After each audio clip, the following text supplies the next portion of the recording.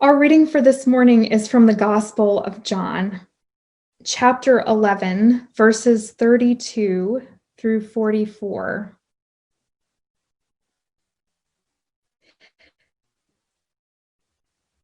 When Mary reached the place where Jesus was and saw him, she fell at his feet and said, "Lord, if you had been there, my brother Lazarus would not have died."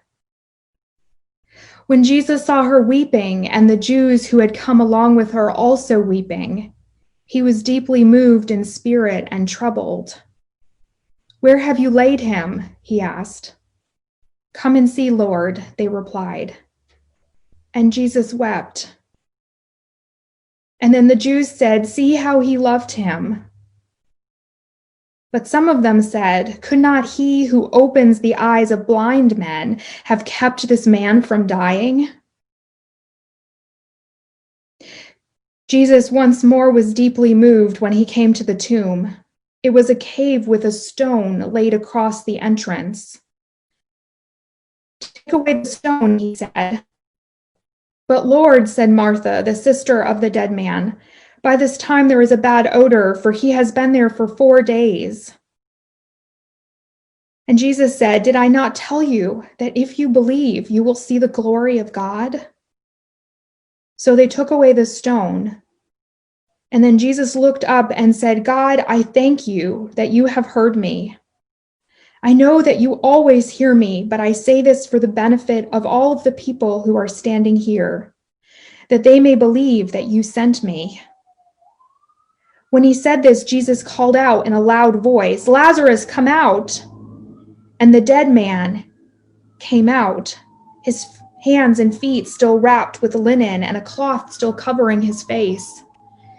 And then Jesus said to them, "Take off the grave clothes and let him go, for he is alive." There are so many things that I love about the story of Lazarus. It's painful and true. It's joyful and hopeful. It's about both life and death, although, of course, it is ultimately about love. It is also both terribly human and completely mysterious. It's a story that exemplifies the humanness of Jesus as well as his divinity. It's difficult and impossible. And in all of this, it is a story that captures what I love the most about Christianity and why I am so profoundly committed to my Christian identity. For me, the best part of this story isn't the miracle of Jesus raising Lazarus from the dead, or I should say it's not entirely about a miracle. For me, the power of this story isn't that something biologically impossible happened, although I'm completely comfortable with impossible things. But for me, what speaks so deeply to my heart in this passage is the theme of love. Jesus is completely distraught when he learns that Lazarus has died. I believe in the divinity of Jesus, that he was God as well as human. And in this story, we see both humanness and we see the divine interwoven together in how Jesus is portrayed. But in the first part of the story, it is the human that we see first. I know that sometimes biblical language can be a barrier for entering fully into a story. So first, I want to look at the language around Jesus's response. The text doesn't actually say that Jesus was distraught.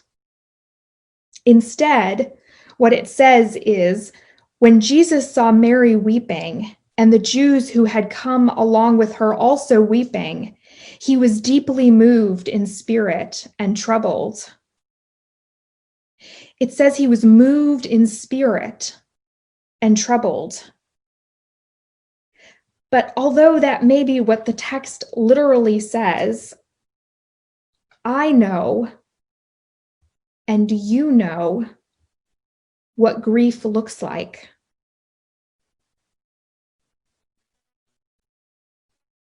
We know what it looks like when someone has lost someone whom they love, and they're completely distraught in that moment. They're overcome with sorrow. Their world starts to crumble around them. Their reality changes. Yes, I think you could say that your spirit is changed, and you could say that you're troubled in that moment. But really, I think for us in the modern world, using modern English, we would say that someone was distraught, grieving, inconsolable. And that is what Jesus is in this text. Mary comes to Jesus. And to me, she sounds really angry. That kind of reckless anger that can be brought on by grief. If you had only been there, my brother would still be alive. That's what she says to Jesus. And I can imagine her collapsed at Jesus's feet, inconsolable in her grief, furious that her brother has died and blaming Jesus for his death. And I imagine Jesus distraught, asking where he can find Lazarus. Where have they laid him to rest? I must see him. And the Jews respond, come and see where we have laid him to rest. And Jesus weeps. I think it's important to note that the only other time that we hear that Jesus cries is in the Gospel of Luke. And he cries over Jerusalem, that Jerusalem does not and will not know peace. The time that Jesus weeps over Lazarus is the only time in any of the Gospels when Jesus cries for another person. And then the Jews say, see how he loved him. See how he loved him. I have to tell you all that I believe and have believed for many years that Jesus and Lazarus were lovers. A number of biblical scholars believe that Lazarus was the beloved disciple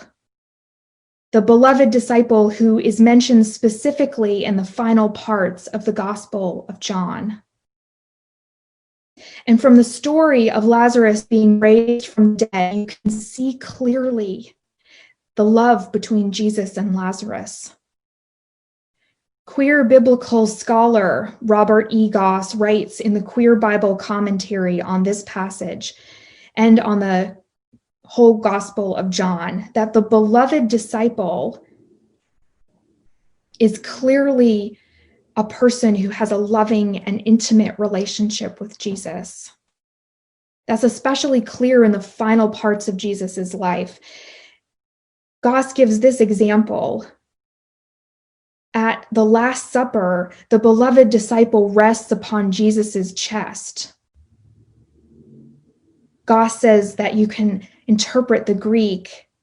The Greek literally means cuddling. There are a number of other moments that Goss talks about within the text where we see the intimacy between Jesus and the beloved disciple, both in his final days and then again after the resurrection.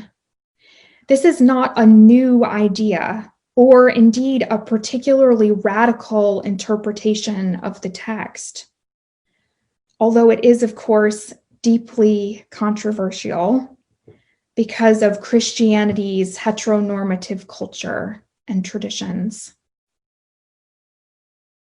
But Goss writes this is not a new idea.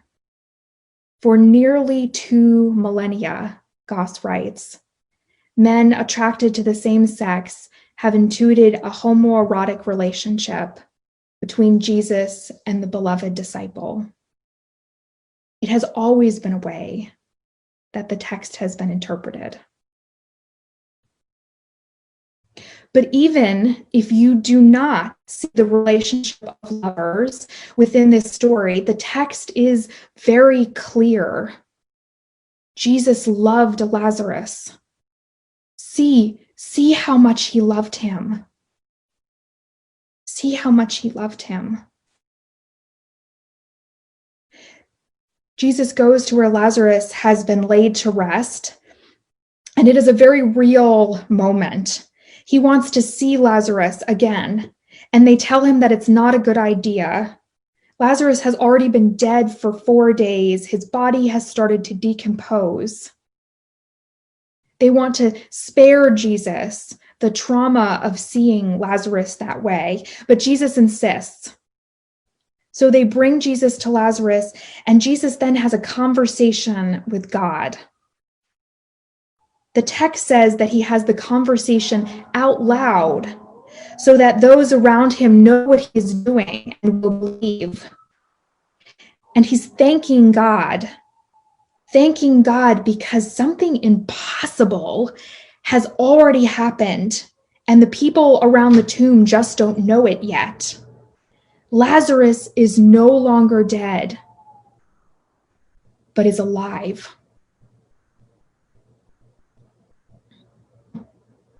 Death transforming into life is a powerful thing, but what does it mean? Is this just a story about something impossible happening?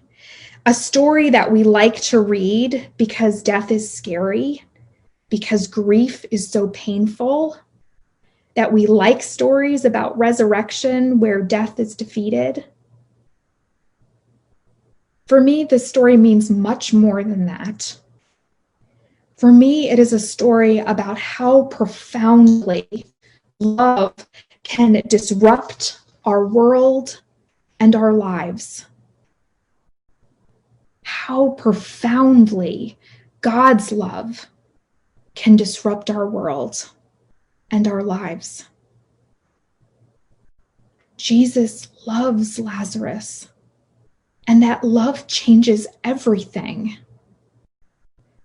God loves Lazarus, and that love changes everything. And if God's love being able to transform everything sounds familiar to all of you, it should, because it's the same message that I preach every Easter. At Easter, when Jesus is raised from the dead, God is teaching us again and again that empire and violence and hate and oppression, that they will not win. God is teaching us each Easter again and again that things that we thought were unconquerable and unchangeable can be overcome and can be changed. And this is the same thing that we hear in this story about Lazarus. That same truth ringing loud and clear, that love can change everything. That love can disrupt, that love can transform, that love will win. That love will win. Where before there is only grief, suddenly there is joy. Where before there was only fear, suddenly there is hope. Where before there was only death, suddenly there is life again. Something impossible has happened. Something that none of us could have predicted. Love can do impossible, and unpredictable things. This message, it's both a personal and a cosmic one. It hits at both the micro and the macro level. Queer, Black biblical scholar Ben Perkins interprets the Lazarus story as a coming out story. That love calls forth Lazarus from the dead, just as love, whether it's self-love or the love of a community, can call forth a person into coming out, into new life and new wholeness. The text is about those kind of incredibly personal transformations. Those personal transformations. The way a person can transform and can come to own their white privilege. The way a person can transform and can become sober. The way a person can transform and can live as their true gender. The way a person can transform and can leave a toxic relationship.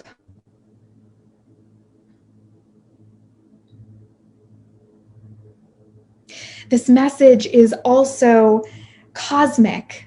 It teaches us about transformation on a macro level. We are all living in a world that has been profoundly changed by COVID-19. And we don't yet know what will happen in the coming months or in the coming years. But we know that things will continue to change. We're also facing an unprecedented time of change as our country begins to reckon in new ways with systemic racism. And right now, things could change even more. Things have already changed in ways that we could have never imagined or predicted. Things that we thought were impossible have already become possible, both things that are terrible and also things that are beautiful.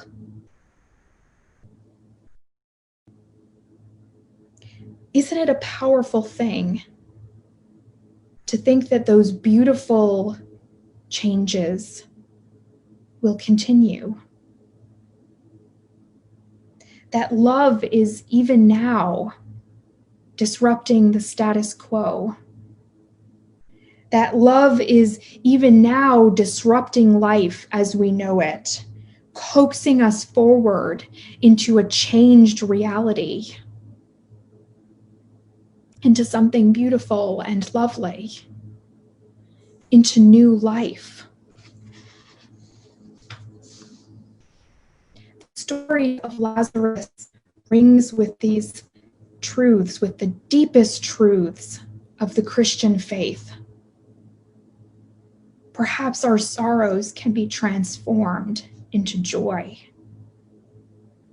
Perhaps if we are faithful to the divine that is love, that is calling among us, perhaps despair will transform into hope. Perhaps our patterns of death that we have so long been accustomed to, perhaps those patterns will be transformed into new patterns of life. Perhaps even now, love is winning all around us. Friends, hear the good news of this passage. The good news that the divine is calling us forward with love, calling us into new life and wholeness.